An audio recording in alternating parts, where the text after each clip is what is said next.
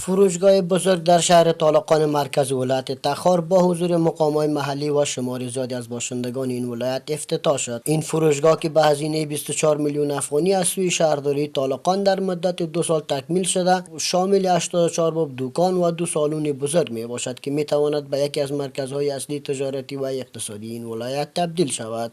در مراسم افتتاحیه این فروشگاه مقام‌های ولایتی تاکید کردند که این پروژه نمادی از بازسازی و توسعه در کشور است که زیر چتر آزادی و فرصت‌های جدید به وقوع پیوسته است.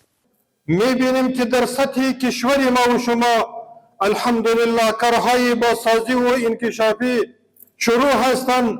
ما و شما می‌بینیم که الحمدلله اینطور پروژه ها که فعلا روی دست هستند در سطح کشور ما و شما در طول تاریخ ما و شما در افغانستان دیدن نبودیم. حتی اگر ما و شما کشور خود را مقایسه کنیم همراه کشورهای همسایه خود الحمدلله وطن ما و شما رو به ترقی هستند. کیفیش از این بود که از فضل خداوند از 4 ارگان هیئت انجینر تعیین شده بود. در این انجینری خودمان بود، ما بسیار به کیفیت خوب بود، بسیار عالی برش جور کردیم، به امارت اسلامی الحمدلله تحویل کردیم. الحمدلله کارم خوب است، آرامی هم است، بسیار مردم خوب است. شهردار طالقان در این مراسم گفت این مارکت تنها یک فضای تجارتی نیست بلکه گامی است که به سوی بازسازی زیرساخت‌های اقتصادی و تجاری در ولایت تخار با بهره برداری از این پروژه مردم فرصت دارند تا دست به بازسازی و پیشرفت کشور بزنند.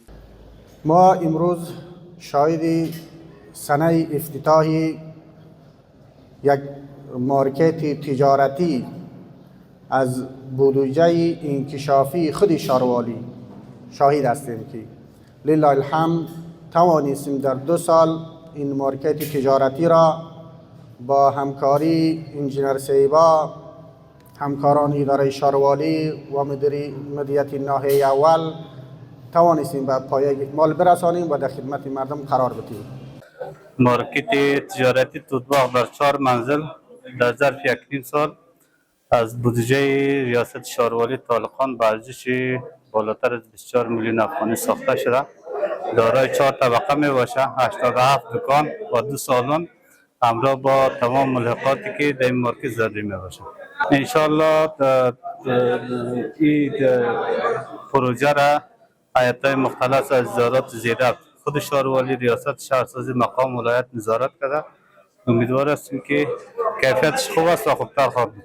این پروژه جزء تلاش‌های مستمر اداره محلی و حکومت افغانستان برای توسعه زیرساخت‌های زیربنایی و تقویت اقتصادی ملی کشور به شمار می‌رود. مقامات می‌گویند که این نوع پروژه‌ها به ایجاد فرصت‌های شغلی، رشد اقتصادی و تقویت روحیه خودباوری در میان مردم کمک خواهد کرد.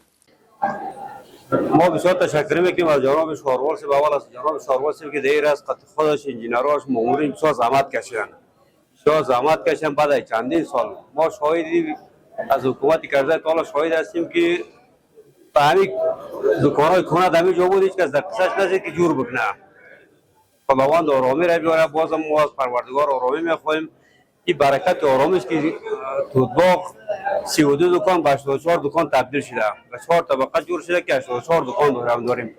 دکاندارای ما از این بسیار منفعت میبینند. خود ما یک تن از دکاندارای قبلی دکاندارا بودیم که در زمانی بود که واقعا اینجا خساره بود و حتی در زمانهایی بود که ناآباد بود ما خوازه زدیم دکانداری خود ادامه دادیم.